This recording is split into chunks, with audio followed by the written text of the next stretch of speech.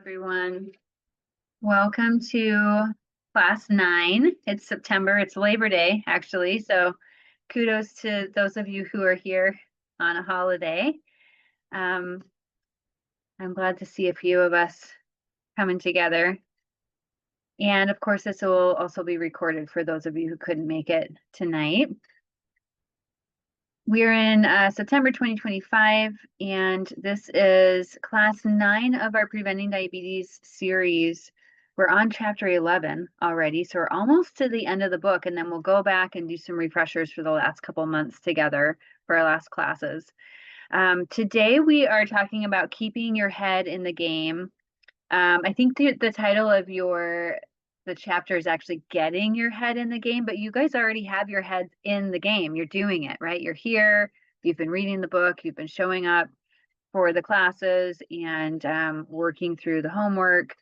So I really think that you're already in the game, and it's just a matter of maybe making some tweaks and having some more strategies potentially.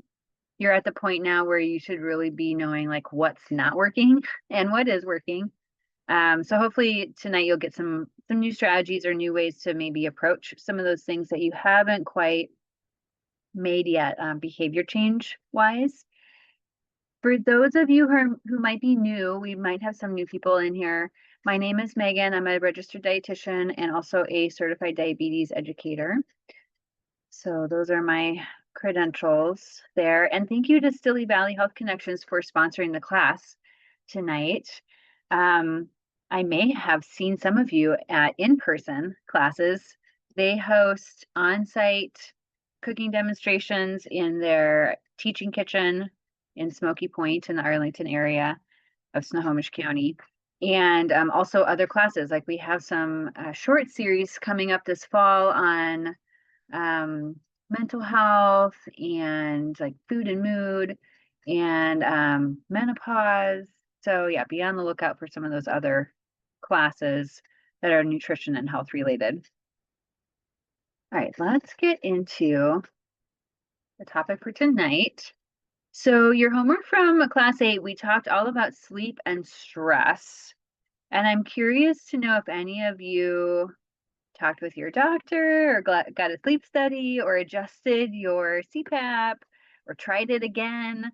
Have you made any adjustments to your sleep? Go ahead and put something in the chat if you have. That'd be great.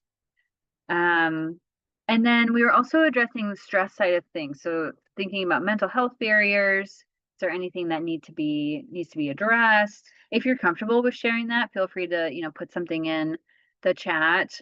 Things like depression or even like ADHD, where you have a lot of motivation but lack the follow through potentially on some of these goals. Yeah, and sometimes it's helpful to get specific help from a professional in those areas. Okay. So feel free to share how your homework went, and then I'll circle back to it. So how are you doing with like the psychology of all of this? Because behavior change is a lot of changing our cognition or changing our thoughts in order to change our behaviors. Sometimes it goes the other way around. Sometimes we make a change and then we actually change our mind about something. But a lot of times it actually starts in our cognition and how we're thinking about making that change or how we're approaching it.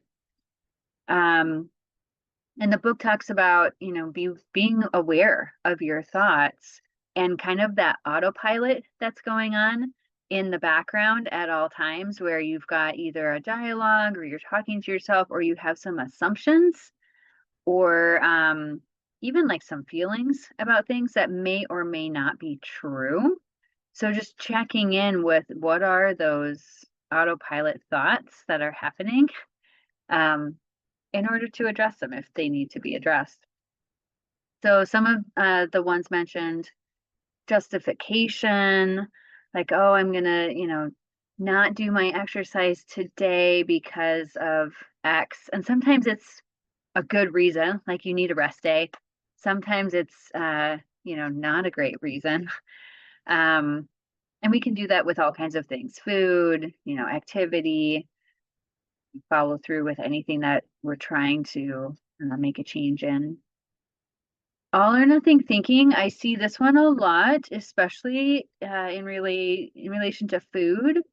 Especially my patients who have been on diets, like have been on restrictive plans that we call diets here in our culture, meaning, not just dietary intake, but something more structured, usually more restrictive, oftentimes cutting out certain food groups, sometimes, even labeling certain foods as bad.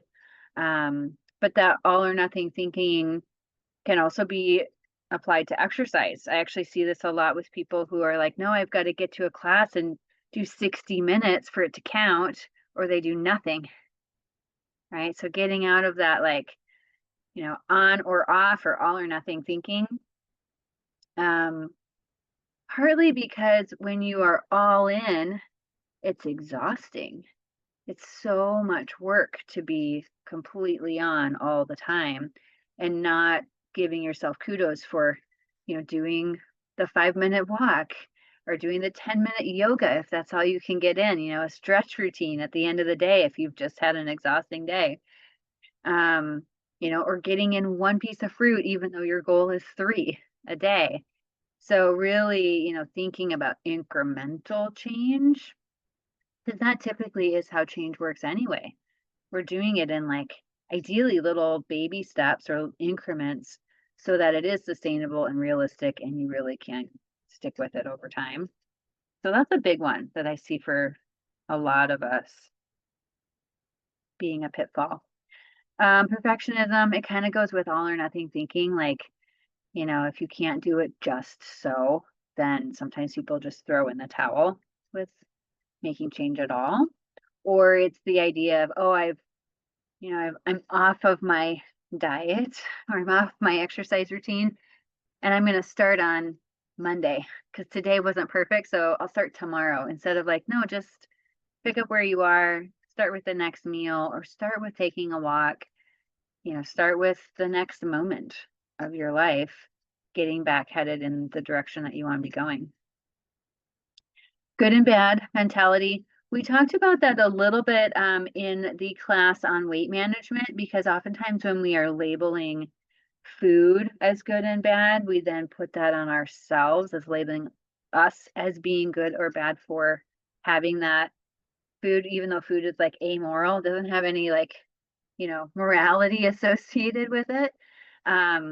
So yeah, this good and bad and like shame and guilt kind of goes along with this. And we know that those feelings for a lot of people are pervasive in our culture, but also not super helpful, right? Like it might motivate you in, at the beginning, but that's not going to be a long-term motivator for change. We really want to have our motivators be positive things and things we're looking towards versus guilt and shame, which really are demotivating in the long run and destructive.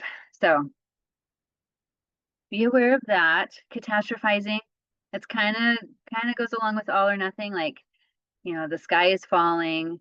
And it goes along with like negative thinking, or just having kind of a negative outlook on things.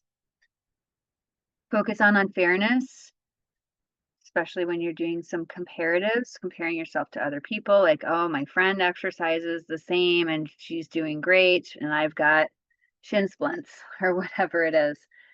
Or we're doing the same diet and, my husband's losing more weight than I am, which is classic, because guys tend to be able to lose weight a little faster because they have higher metabolisms and they are bigger people usually. So they've got a little bit more wiggle room there. So I see that in couples a lot, where you're doing kind of the same plan, but it's not acting the same because we're bio-individual people.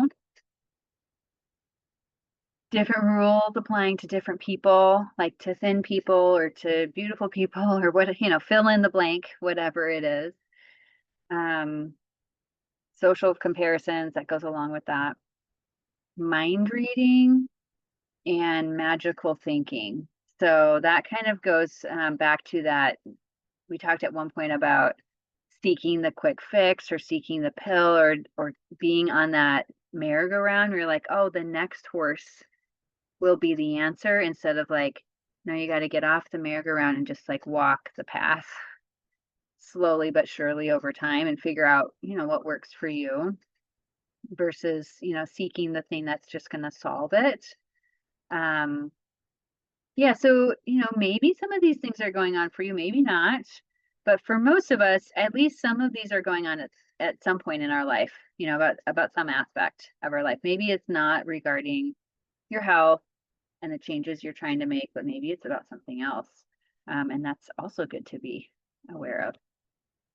So if you have any thoughts on that, feel free to put it in the chat, or if that's not working for some reason for you, if I don't see anything in there, you can always put stuff in the Q&A as well. I'll look at them both. So if that resonates with you at all, go ahead and give a shout out. Okay, so what is your autopilot doing or saying? Oh, good job, Lyle. He says, still using the CPAP every night. Woohoo! That was your some of your homework from last month. It's great. Love it. Okay, so being aware of automatic thoughts, patterns, thought patterns, and or behavior patterns, and recognize when they're not true. Because a lot of times the things we're saying to ourselves are not necessarily factual. So don't believe everything that you think, right? Sometimes we got to evaluate and do a little, critical analysis of the things that we are telling ourselves. Identify the choice point between a thought and an action. So thoughts don't necessarily have to become actions. But if you're trying to move from that, I want to exercise, to actually exercising, where is that tipping point? Where is that choice point at? And like, how do you move yourself into that next step? And we're going to talk about stages of change later today as well.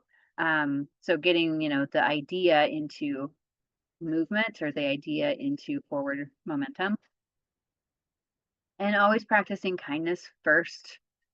Like I said before, the guilt and shame really doesn't work long term. So we got to have kindness even for ourselves.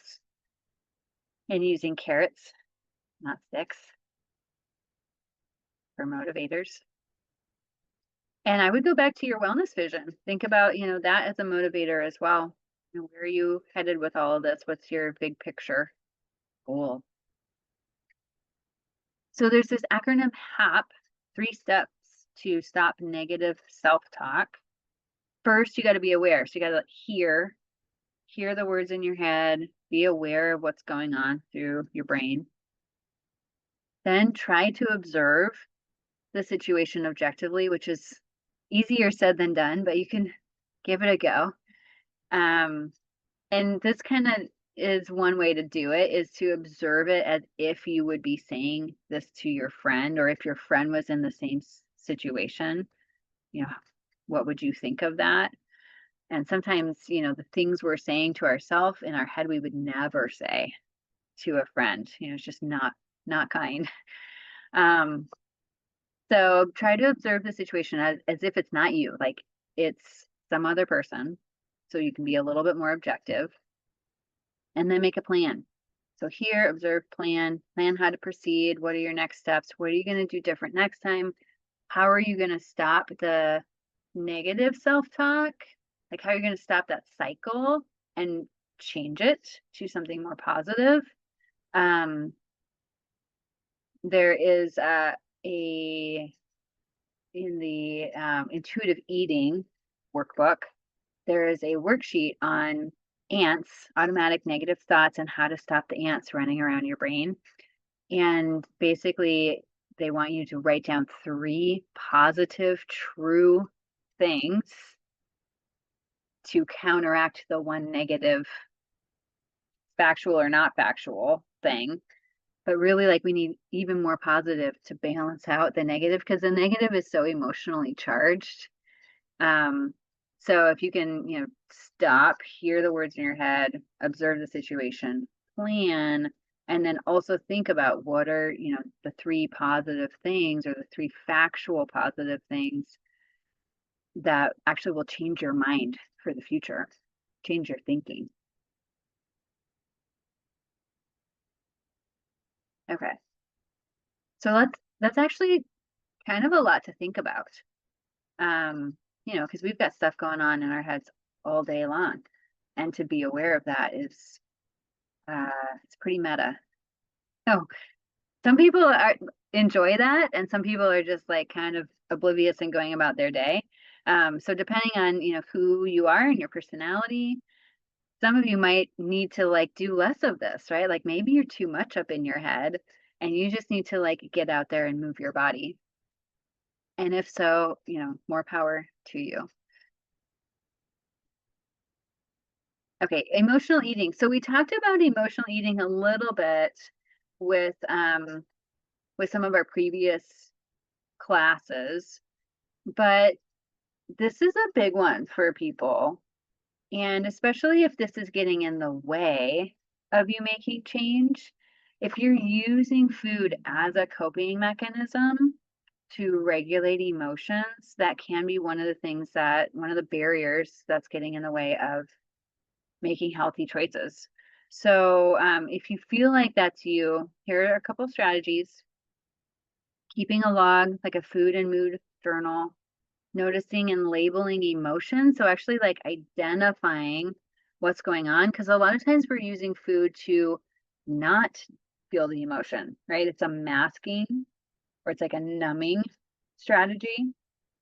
So if you can actually like identify what is the emotion and you address it, like you name it, then you actually will know how to support yourself better in that situation. Like if it's loneliness, food is not a long-term solution for that. Or if it's, tiredness, maybe you just need to go to bed. Um, and when you label it, then all of a sudden you will have ideas, right, of how to address it that probably aren't food related, because the food is just kind of going around the problem, like skirting or masking, instead of addressing the problem head on. You can, in like preparation for emotional situations, do a practice run through, like how are you going to handle this when you walk into X situation that is super stressful? And a lot of us know what those are ahead of time. Sometimes it's family, sometimes it's work, sometimes it's, a situation with a friend. But you can do practice run throughs and identify what are your coping or your strategies for handling that situation that aren't food related. Like, what are the other tools in your toolbox that you can go towards and utilize that are really supportive and really healthy? Create a plan. What are other strategies? What are other activities that can work? Practice those non-food coping skills. If you never use a tool and it just sits there and gets rusty, then you're probably not going to grab it the next time that you need that tool. So you gotta practice them. Build in food treats simply because you like them, not as a reward.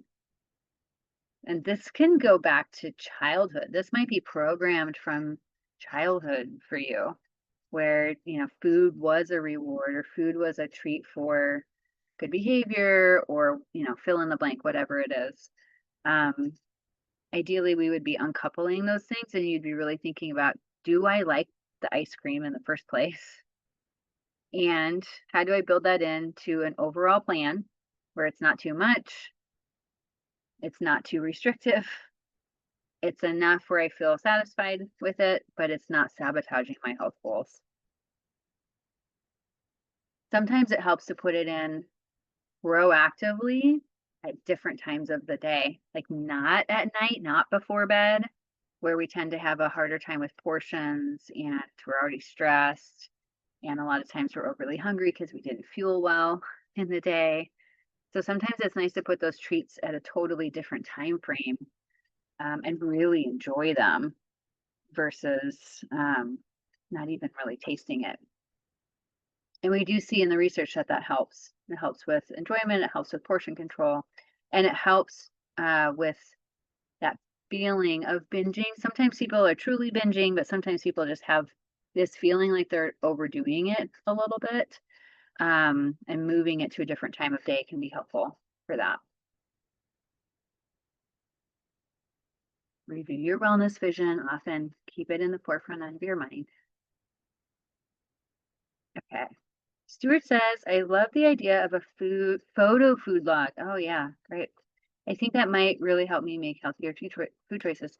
Yeah, a photo food log is really nice because, especially for people who have done journaling or tracking or like get too much in the weeds with the numbers, or if you have any sort of tendency towards like eating disorder behaviors or obsessiveness, um, don't look at the numbers, right?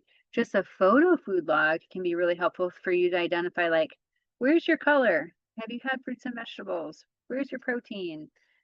How is the balance of this plate? And especially when you're thinking about blood sugar control, we've talked about that plate method where, you've got half the plate is non-starchy, a quarter is your carbs or starch, and a quarter is your protein. You can just do a food photo and see, does it kind of look like that? And then next level, if you are checking your blood sugar, then you have a record and you have, a metric, so a record of the food and a metric of how your body responded to that. You can overlay them and say, okay, this meal was really great for me. This meal was not so great. And then you can make tweaks in the future. I always like to use a journal to actually do some detective work. Like, don't just journal to, punish yourself, because a lot of times people are doing it like from a punitive sense. I think it should be very like non-judgmental, actually. It's just data. Treat it like data in order for you to analyze the data and then make some tweaks from there, ideally. Easier said than done.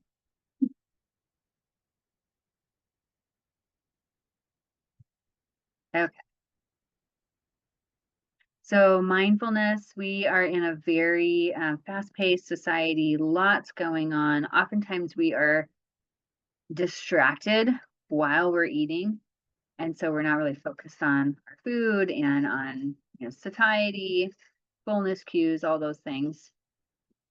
But we do want to try and practice this when we can, using our senses, including sight and smell before we even taste the food. Things like sound, texture and crunching, the feelings associated with the food, thoughts about the food.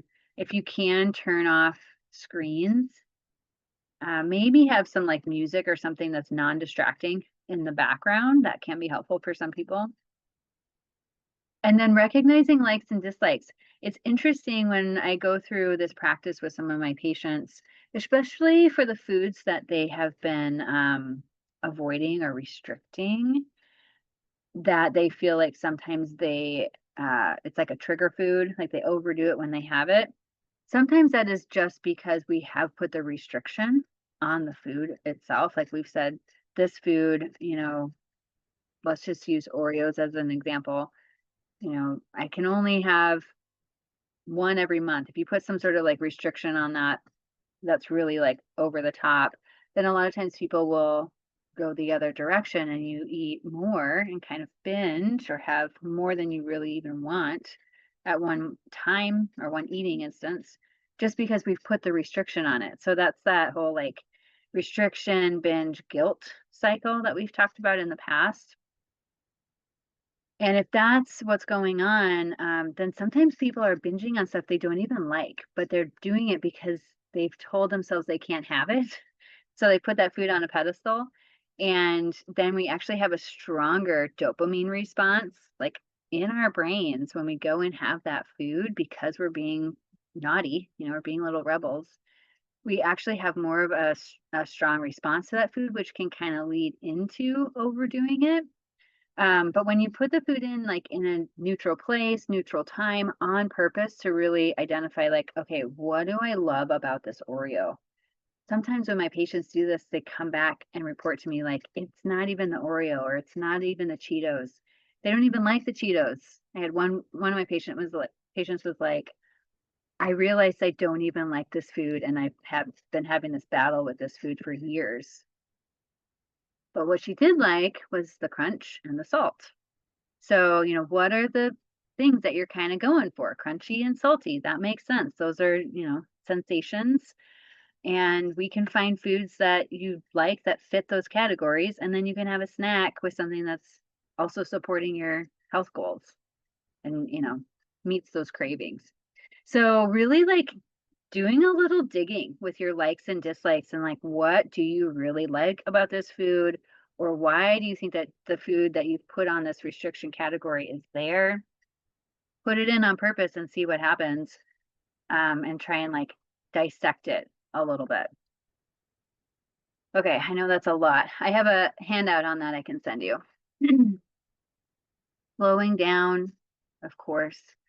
My last patient I just saw, we were talking about slowing down and chewing because a lot of us are not chewing well, and then we're not getting that satisfying, mastication. And sometimes it's even affecting like GI.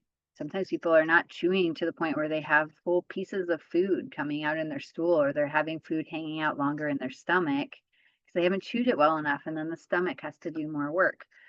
So slow down, chew your food, savor it. Think about satisfaction and nourishment, like what's going to be healthy and what's going to satisfy you. And then you can do even like a rating scale if you're feeling like, I'm not really sure if I'm hungry or full or what's going on here. Um, I'll send you a handout on that as well from Intuitive Eating workbook that has you rate your hunger going into a meal and then rate fullness coming out of the meal, but also satisfaction. And fullness and satisfaction are actually two different things. So you can be super satisfied and not super full. And you can be super full and not satisfied with a meal. So that's a good one too if you feel like you want to get back in tune with your cues and identifying like what meals make you feel satisfied. Okay. And if you're having a hard time with making change and sticking with it, one of the tools that we use is a ruler, or ruling our importance, motivation, and competence. And these are different things. So let's just use exercise as an example. Actually, I always use exercise. Let's use like fruit as an example. So we'll pick a fruit or pick a food. We'll make it fruit. So let's say that I wanted to lower my cholesterol because I have a family history of cholesterol, or for many of you, you're specifically thinking about blood sugar. But for me, cholesterol is the thing. And I'm thinking about, how important is it for me to manage that? It's pretty important because I do know the outcomes of poor management, and heart health is like or heart disease is our number one killer in the US. So it's pretty important to me to be managing my cholesterol. And I know that I can do that with higher fiber foods. And fruit is like really satisfying to me too as a snack. And so, yeah, so I'm pretty motivated towards it as well. But if you were not a fruit person, you might rate motivation as low.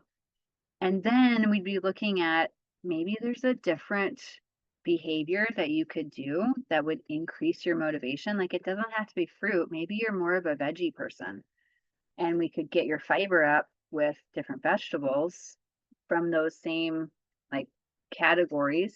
Like if you're swapping out, I had a nectarine earlier today, you could put in something else in that color category to get some of those phytonutrients, like a carrot. And if that's more motivating to you, then maybe that's the swap you make that still affects your big picture goal of heart health or extra fiber or whatever it is. And then confidence. So for me, I'm pretty confident that I can get a couple fruits in per day. I don't always do it, but I'm confident that I could if I put my mind to doing it because I've got them at home and sometimes they're even going bad, right? Like I'm throwing things away because I don't get to them in time. So they're there. I just need to like on purpose put them in and bring them with me for my snacks. So it's important to me. I'm pretty motivated towards it and I'm pretty confident.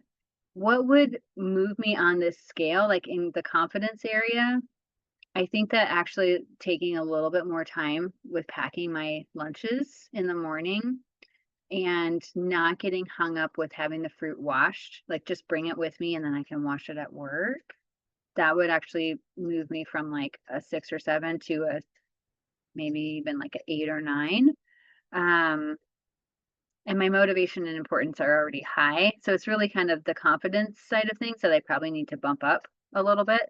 So you can go through this with your different goals that you've been working on and think through it logically. Like, where are you at with importance, with motivation, with confidence? And then literally talk yourself through how are you going to increase these? Or maybe you just need to switch it up, like that example of the fruit to a vegetable. Like maybe it's not a good goal for you.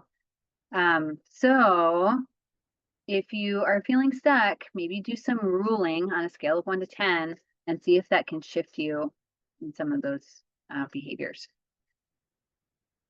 And if you have questions about that, put that in the chat because I know that sometimes that's a little tricky to think about.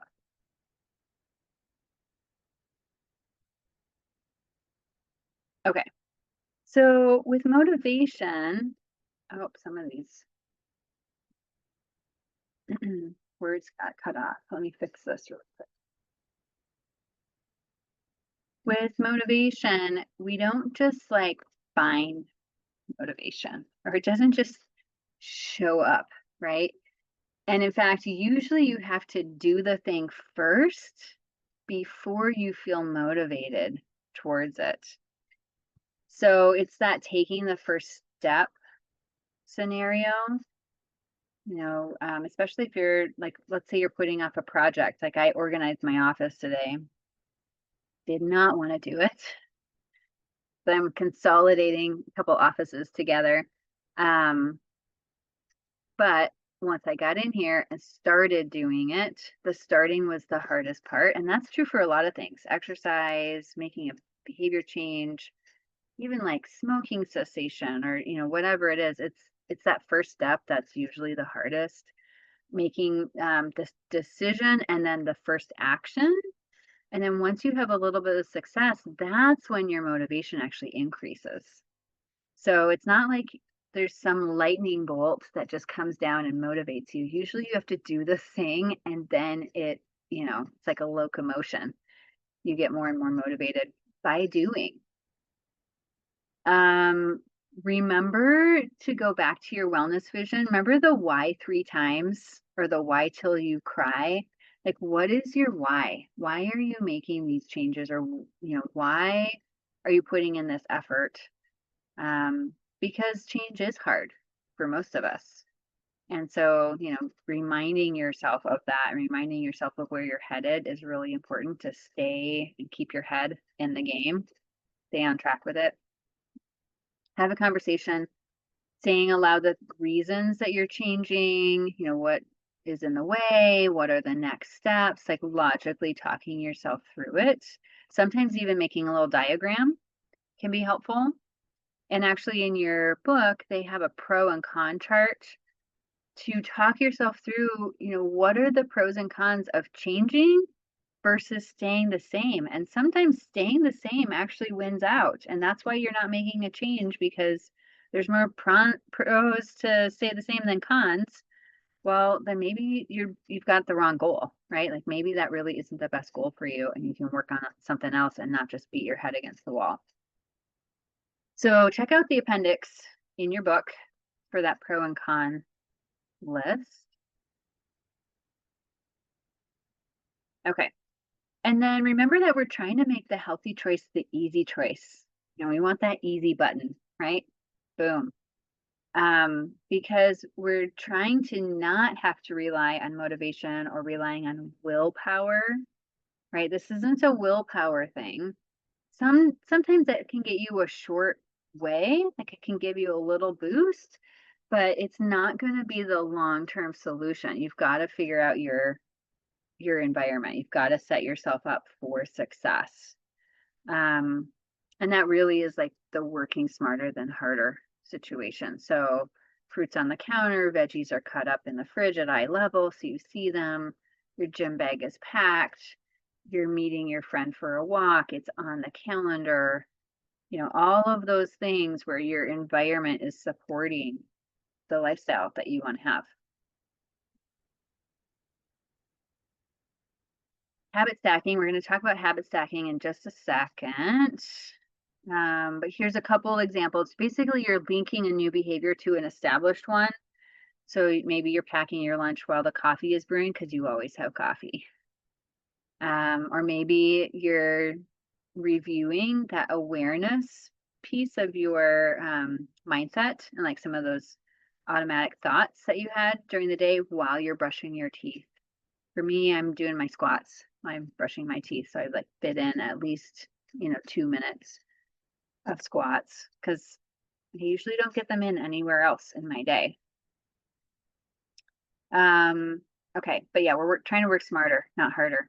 So habit stacking, this comes from the Atomic Habits book, which I've mentioned previously. If you haven't read Atomic Habits or listened to it on the audio book, it's really great to listen to because it's super short and sweet, but really good techniques and strategies. It's basically a bunch of research on how do people actually make changes, like what works. And habit stacking is one of them. So you basically take something you're already doing and you add the new thing, you stack it on top, or you do a layering effect. So for example, after I put my toothpaste on my toothbrush, I will do my squats. Or even better, if you can do the thing before, like before I grab my keys on the way out the door, I will make sure I have my purse with me. And I say that because it's new. It's a new thing. I don't carry a purse. I just have a phone and keys. But now I have a purse because a friend bought me a purse because she thinks I need it. And I do. It's true. But it's not a habit for me. So sometimes I'm walking out the door and now I don't have my wallet, my ID, because all of those things are now in a purse instead of in my phone. I had a phone that had a holder for those things before. So now I have a streamlined phone, which is fantastic, but I don't have the habit yet of, picking up this purse. So, you can even put the thing ahead of, which is even better sometimes. Like before I walk out the door, before I grab my keys, I will grab my purse. You can tell I'm like trying to work on this because I'm thinking about it. So think about, your life. Where can you habit stack? What are some things that you do every day or some things that you want to do?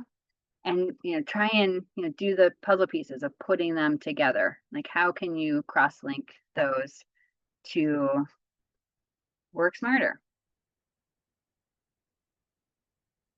Also from Atomic Habits, is basically like a schematic of how to make and break habits. And I'll send you a little handout on this. So to create a habit, we want to make it obvious, make it attractive, make it easy, and make it satisfying. And the converse would be true for breaking habit. So make it invisible, make it unattractive, make it difficult, and make it unsatisfying. And I will send you some examples from the Atomic Habits worksheet. There's some good ones on here. But you can think through, if you're trying to make or break a habit, think through these 4 and maybe even do a little mind mapping of it. Like, how are you going to make it obvious? How are you going to make it attractive or like fun or something you want to do? How are you going to make it so easy that it's so doable that you just can't not do it? And then satisfying. Maybe it's a reward or something like that. Maybe it's, a little gold star. Like we literally have stars here to give people sometimes. Does that help? Yeah, whatever's going to be motivating and satisfying. So if you have any ideas or examples of this, go ahead and put them in the chat. Or if you have an idea for a habit stack you want to do, after or before I blank, I will blank. Go ahead and put it in the chat.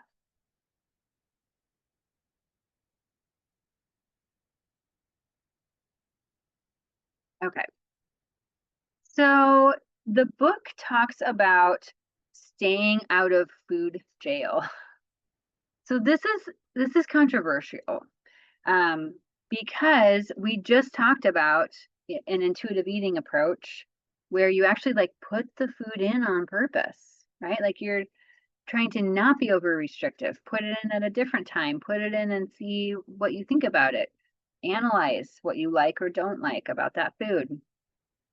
And that's all from like a non-diet intuitive eating approach. That approach would say, put the food in on purpose and try and be neutral about it and learn something.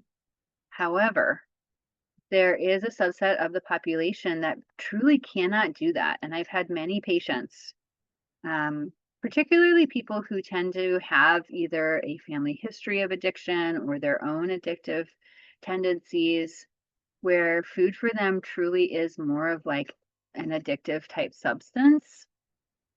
And it's not that they've ever been on a diet or they've ever been restrictive, but sometimes it's just that they always overdo it on a certain food.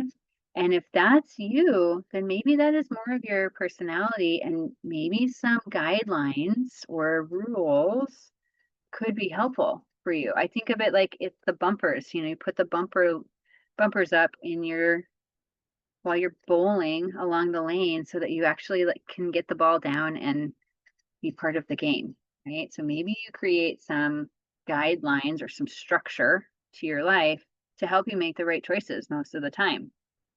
For example, if ice cream in the freezer is derailing you every single night, maybe the ice cream needs to not be in the house, right? For some people, that's true. For some people, it just needs to not be there, and it's a treat out. It's a fun thing, social, but it's not around. It's not an everyday thing.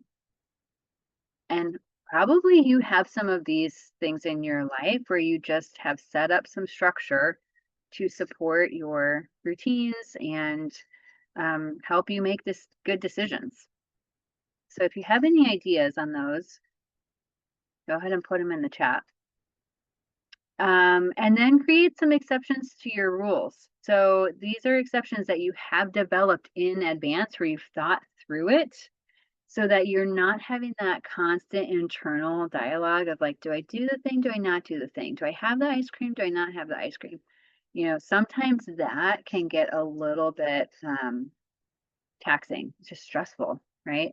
So if you find yourself making those, that internal struggle, that internal dialogue, that kind of goes back to the justification thing we were talking about earlier. Like if you're constantly having these justification thoughts in your head and arguing with yourself, maybe you just need to set some rules, some guidelines.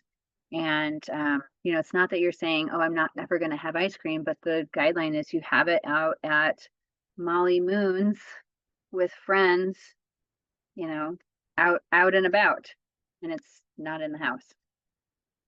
Or whatever it is for you. I don't want to make that sound like that as a rule for everybody. Definitely not a rule for me, because I could take it or leave it. Like we've got ice cream all the time in the house, but it doesn't call to me like it calls to some people. Okay, and then evaluate your rules and exceptions periodically. Maybe they're too rigid, maybe they're too loose, maybe they're no longer needed. Maybe they don't support your wellness vision anymore, and you can, create some different structures. But the ultimate goal is sustainability with this and ease with making healthy choices that support your big picture lifestyle goals.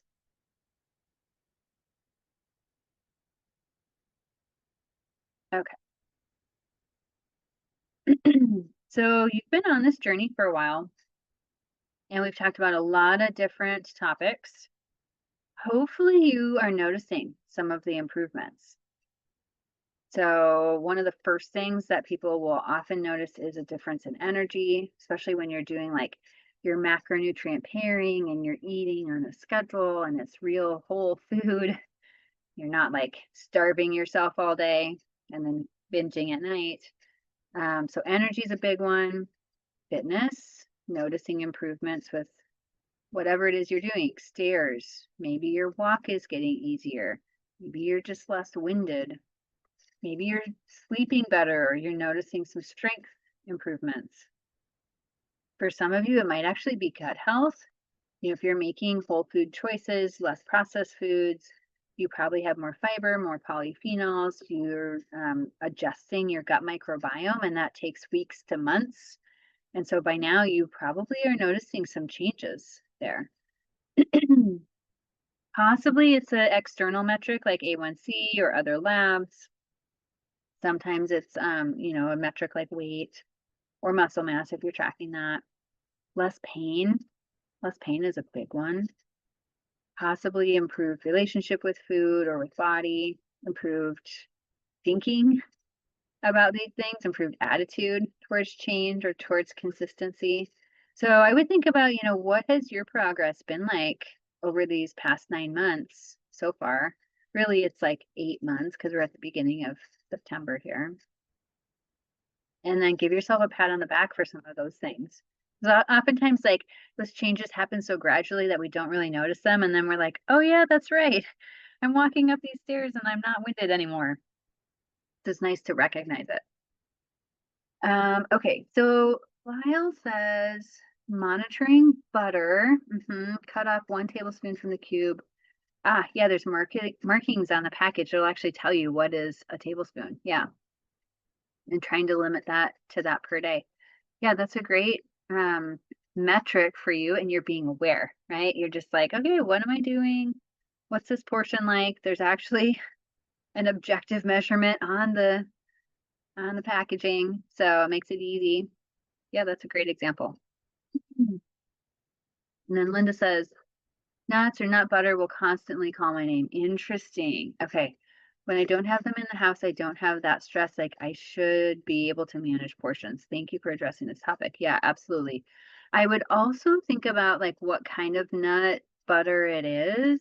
Like if it's the peanut butter that has the added sugar in it and the added like saturated fats like the palm oil and coconut oil, um, especially the sugar, because the added sugar will tend to have that like, quick brain thing, um, the feel good response to it.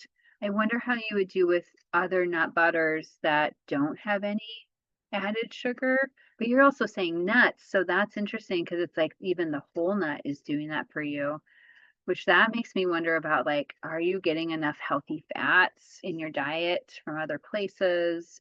Or is it like, do you like the crunch? Belinda says, yeah, no sugar oils, even raw nuts. Yeah, that's so fascinating.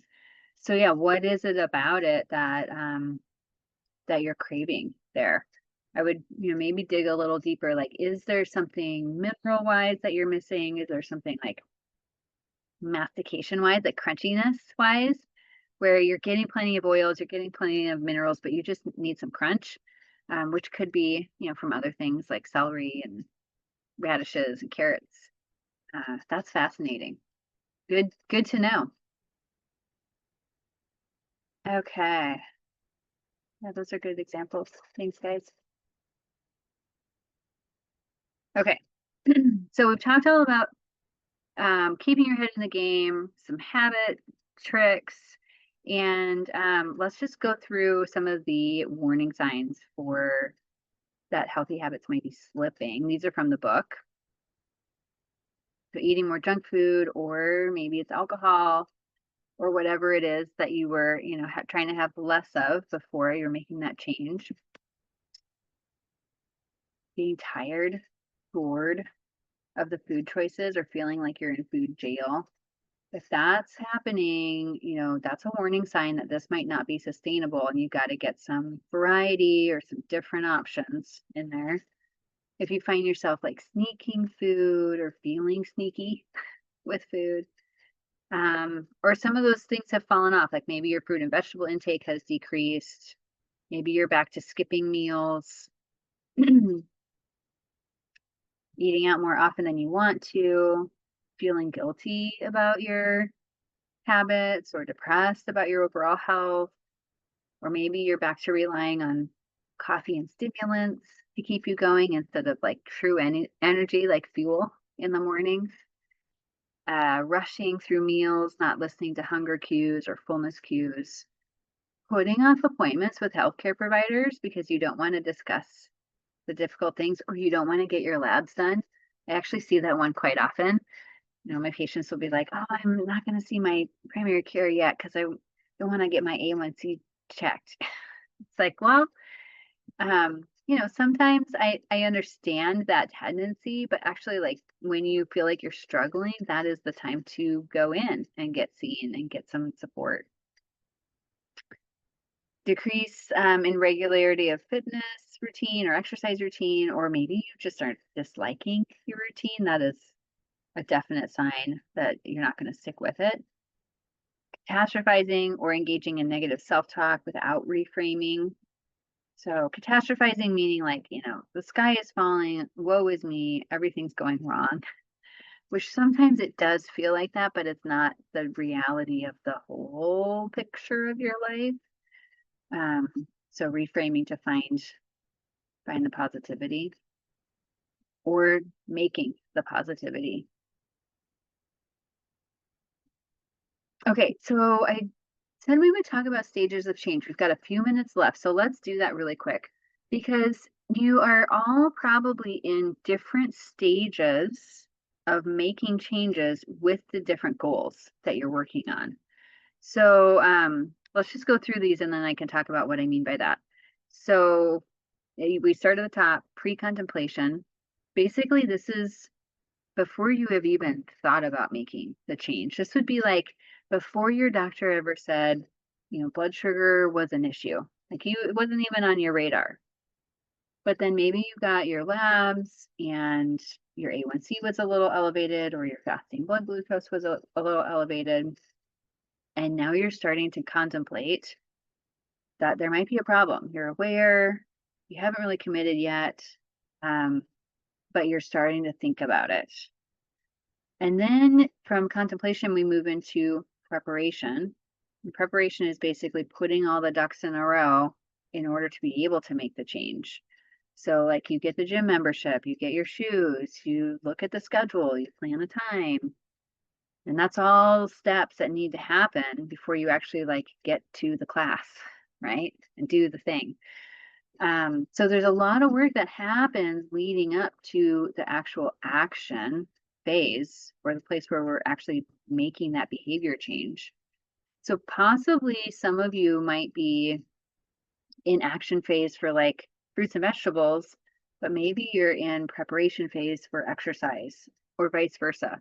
But I would think about, where are you at in these stages of change with your different goals that you've set for yourself?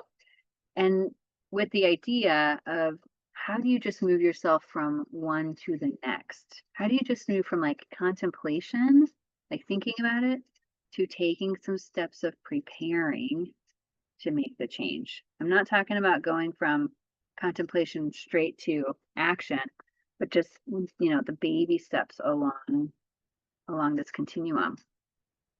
And then from action, usually what happens is we fall off the wagon. We go on vacation or we get sick or life happens, and then we go back to contemplation and preparation. So usually we cycle through this stages of change for many times before it actually becomes a habit and you move from action into maintenance, where it's a sustained change the new behavior has replaced the old behavior. But even then, like sometimes things happen in life and we can relapse and then go back into this cycle. You never really go back to pre-contemplation because we know what we know. It's hard to unknow it at that point.